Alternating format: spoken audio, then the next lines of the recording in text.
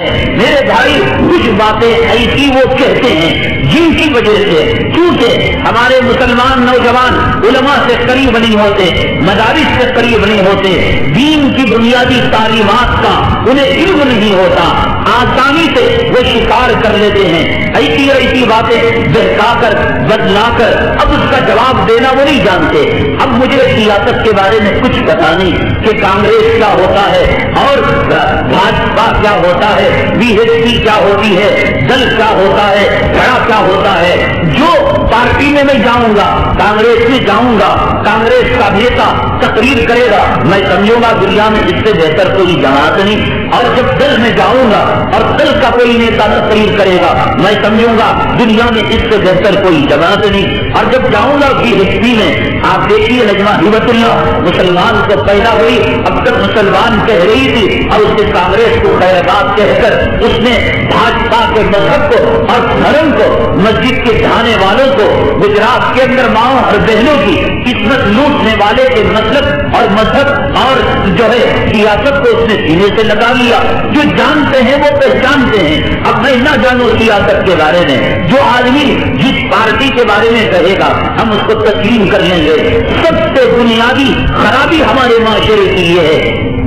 ہمارے علماء کو آپ نے یہ سمجھ رکھا ہے کہ صرف رمضان میں آئے ہماری زکات لے کر چلے جائیں، بقرعید میں آئے ہمارے کپڑے لے کر چلے جائیں۔ آپ نے کبھی نہیں پوچھا نماز کیا ہوتی ہے، داڑھی کیا ہوتی ہے، مسجد کیا ہوتی ہے، دین کیا ہوتا ہے، اسلام کیا ہوتا ہے۔ قرآن میں اللہ نے کیا فرمایا، ایک داڑھی مڈا خبیث شیطان کے ناپاک حرام نطفے سے پیدا ہونے والا آ کر اگر نبی کو گالی دے، اللہ کو گالی دے، قرآن کو ایک ہاتھ میں جہنم کی آگ کا سگریٹ سلگا کر، دائیں ہاتھ میں جنابت کی حالت میں، ناپاکی کی حالت میں سگریٹ کرتے ہوئے قرآن ہاتھ میں رکھ کر وہ کہے کہ اللہ نے اس قرآن کو کہا ہے کہ وَلَقَدْ يَسَّرْنَا الْقُرْآنَ، کہ ہم نے قرآن کو آسان بنا دیا۔ جب قرآن نے خود کہا اللہ نے کہ ہم نے قرآن کو آسان بنا دیا تو پھر مولویوں کے پاس جانے کی کیا ضرورت، مدارس میں جانے کی کیا ضرورت اور خانقاہوں میں جانے کی کیا ضرورت؟ اپنے اپنے طور پر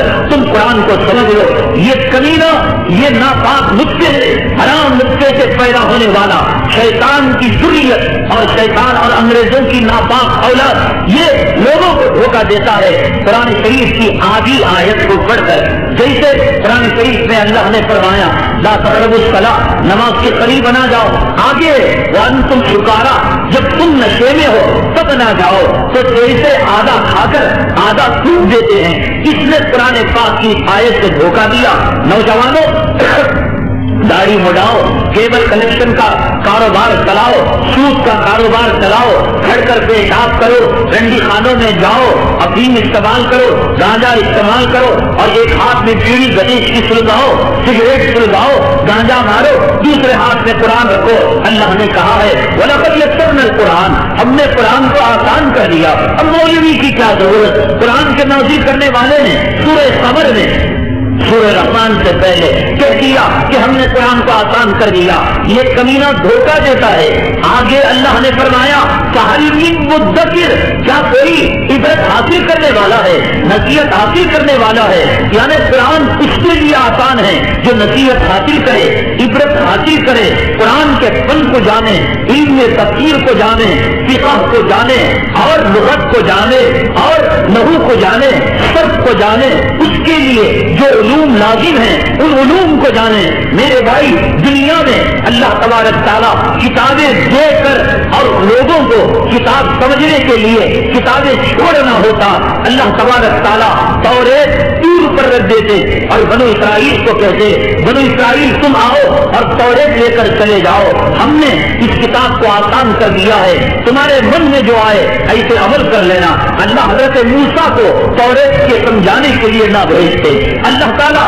انجیل کو عراق کی سرزمین میں رکھ دیتے، کہیں وادی میں رکھ دیتے، اللہ تعالیٰ انجیل کے ساتھ حضرت عیسیٰ علیہ السلام کو نہ بھیجتے، اللہ تعالیٰ زبور کو کسی غار میں رکھ دیتے اور قوم کو کہتے ہم نے آسمانی کتاب کو نازل کیا ہے اور یہ آسان ہے تمہارے لیے، اور اس کے لیے حضرت داؤد علیہ السلام کو نہ بھیجتے، اللہ تعالیٰ صحف کو بھیجتے، صحیفوں کو نازل کرتے اور قوم ابراہیم کو کہتے اس کو پڑھ لو سمجھ لو۔ حضرت حضرت ابراہیم کو اللہ تعالیٰ مبوس نہ فرماتے. اللہ تعالیٰ قرآن شریف کو غار ہرا میں رکھ دیتے, غار ثور پر رکھ دیتے, اللہ تبارک تعالیٰ مکے اور مدینے کے کسی پہاڑ پر رکھ دیتے اور مسلمانوں کے گھروں میں بھیج دیتے اور کہہ دیتے تم خود اپنے آپ سے سمجھ لینا اللہ نے نبی کو کیوں بھیجا. اس کا مقصد یہ بتایا والذی بعث فی الامیین رسولا منہم یتلو علیہم آیاتہ ویزکیہم ویعلمہم الکتاب والحکمہ. نبی کو بھیجنے کا مقصد یہ ہے یہ نبی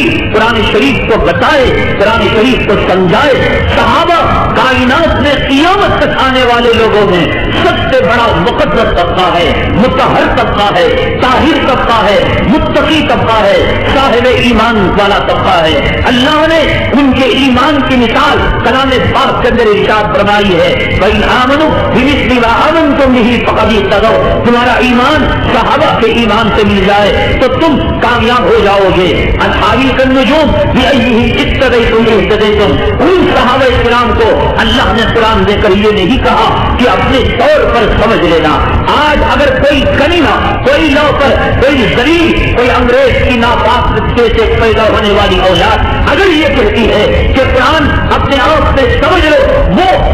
جو ہے قوم کو ضروریات دین سے دور رکھنا چاہتا ہے, نماز سے دور رکھنا چاہتا ہے, زکات سے دور رکھنا چاہتا ہے. آپ سے قرآن سمجھیں گے نہ ہم داڑھی رکھنا چاہیں گے, نہ نماز پڑھنا چاہیں گے, نہ حج کرنا چاہیں گے. یہ سب سے بڑا فتنہ ہے. جناب محمد الرسول اللہ صلی اللہ علیہ وسلم کے دور مبارک کے اندر نہ گھڑیاں تھی اور نہ ہی یہ الارم تھے. یہ جو سحری کی جاتی تھی اللہ تبارک تعالیٰ نے کلام پاک میں ارشاد فرمایا کہ حتیٰ یتبین لکم الخیط الابیض من الخیط الاسود من الفجر, کہ سفید تاگے اور کالے تاگے کا فرق جب تک تمہیں معلوم نہ ہو اس وقت تک تم سحری کر سکتے ہو. اللہ کی عزت و جلالت کی قسم, اللہ کی عزت و جلالت کی قسم,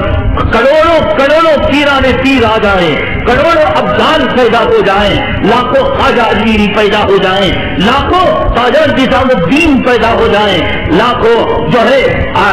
فرید الدین گنج شکر پیدا ہو جائے, عظیم نارثوی پیدا ہو جائے, رشید احمد گنگوہی پیدا ہو جائے, ساری دنیا کے سجدے ایک طرف اور صحابی کا سجدہ ایک طرف. اللہ نے صحابہ کرام کا مقام اتنا اونچا کیا ہے لیکن ان کو بھی اجازت نہیں تھی کہ اپنی منمانی سے کلام پاک کو وہ سمجھ لیں. جب یہ آیت نازل ہوئی صحابی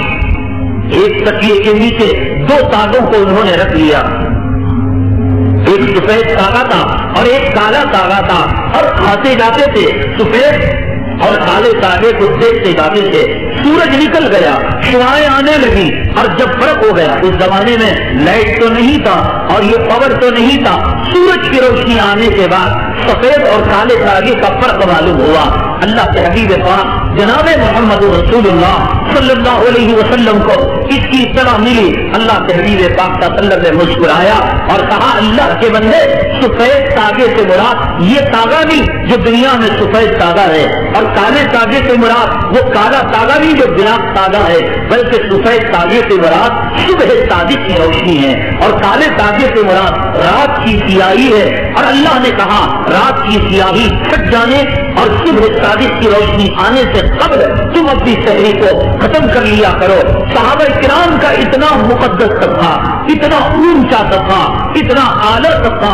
اور اتنا بابرکت طبقہ وہ کلام پاک کو اپنے طور سے سمجھنے سے قاصر رہا. ایک داڑھی مڈا, ایک خرابی, ایک انگریز کا ایجنٹ, ایک ہاتھ میں سگریٹ پینے والا اور ایک پکڑنے والا, داڑھی مڈانے والا, ایک پیر بتائے, ایک مرشد بتائیں, ایک صحابی بتائیں, ایک امام بتائیں, ایک تابعی بتائے. جس نے داڑھی کو منڈایا ہو, داڑھی کو منڈانے والا قیامت تک ولایت کا لباس کو نہیں پہنایا جاتا. ولی وہ جس کے ظاہر میں بھی تقویٰ ہو اور جس کے باطن میں بھی تقویٰ ہو, ولی وہ جو قرآن کو سمجھنے والا ہو, ولی وہ جناب محمد رسول اللہ صلی اللہ علیہ وسلم کے دامن کو تھامنے والا ہو, حدیثوں کا انکار کرنے والا, امت کو دھوکہ دینے والا, امت کو فریب دینے والا اور امت کو آزمائی اور ابتلا میں فتنے میں مبتلا کرنے والا. میرے بھائی یہ زمانے کا سب سے بڑا فتیر انسان ہے، شر پسند انسان ہے.